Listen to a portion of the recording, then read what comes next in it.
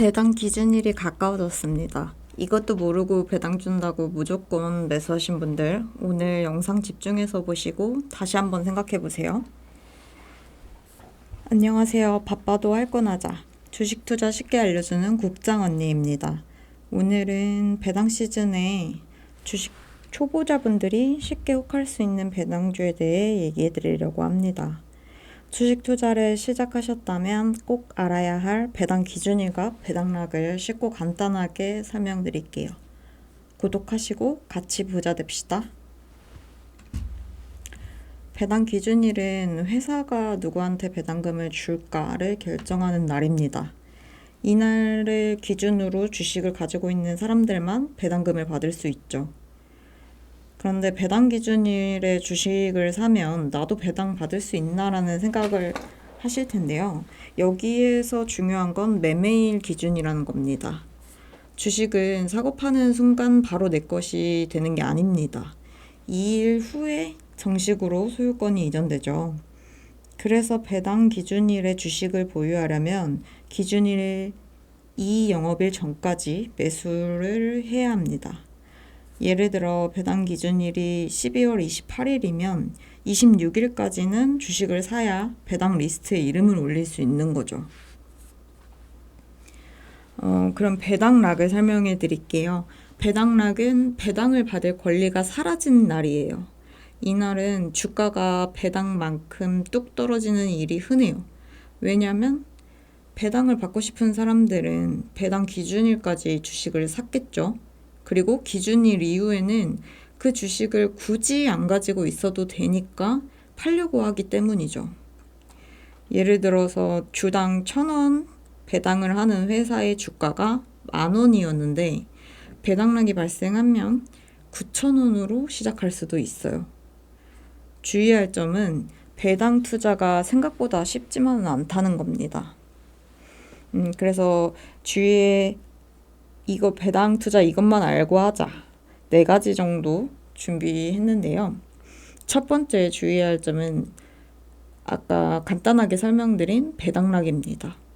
배당락일에는 주가가 배당금만큼 자동으로 낮아지는 것처럼 보이지만 실제로는 시장 분위기와 수급에 따라서 더 크게 떨어지거나 예상보다 덜 떨어질 수도 있어요.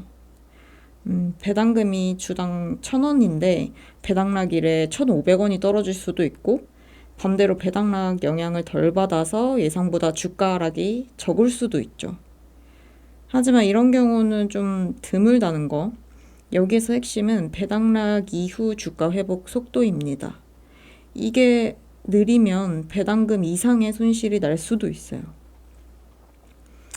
두 번째 주의해야 할 점은 배당 수익률만 보고 투자하는 건데요. 많은 초보 투자자들이 배당 수익률 5%네 바로 사야지 생각을 할 수 있는데 기업의 배당금 지급 능력과 주가가 하락할 가능성을 함께 꼭 고려해야 합니다. 배당 성향과 재무 상태 정도는 꼭 파악하시고 매수하시면 좋을 것 같습니다. 순이익 대비 배당금 비율이 지나치게 높으면 회사가 무리해서 배당을 지급하고 있을 가능성도 있고 부채가 많거나 실적이 악화되는 회사는 또 내가 생각했던 것만큼 배당을 주지 않고 배당을 줄이거나 끊을 수도 있습니다.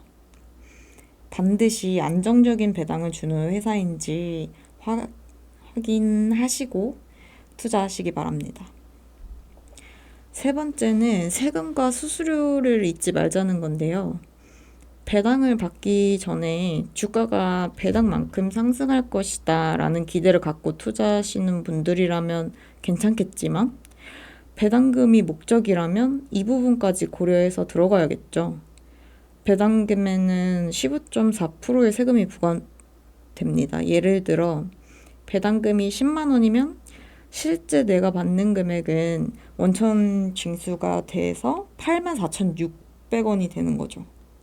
또 배당금을 포함한 금융소득이 연간 2천만 원을 초과하면 종합소득세 신고가 필요하고 이게 누진세라서 최대 49.5%의 세율이 적용될 수도 있어요. 마지막으로 특정 날짜만 보고 몰빵 투자하지 말자.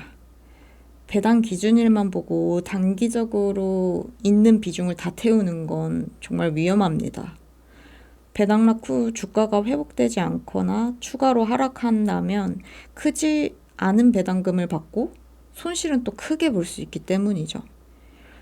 특히 배당 시즌에는 많은 투자자가 몰리면서 배당 기준일 전후로 주가가 급등락이 나올 수 있으니 더 신중해야 합니다.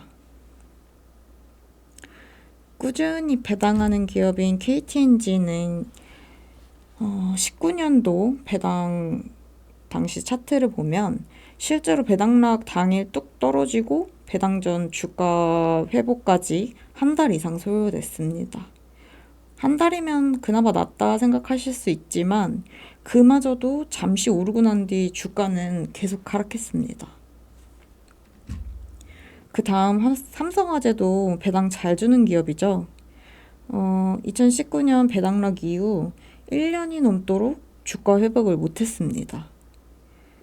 이렇게 종목이 속해 있는 업황이나 산업 또는 시장 상황에 따라서 배당금보다도 오히려 주가 손실이 더 클 수 있으니 옆에서 쉽게 얘기하는 것만 듣고 내가 모르는 거에 절대 투자하지 마셨으면 합니다. 오늘도 나는 성장했다. 좋아요, 구독, 알림 설정 하시고 같이 끕시다.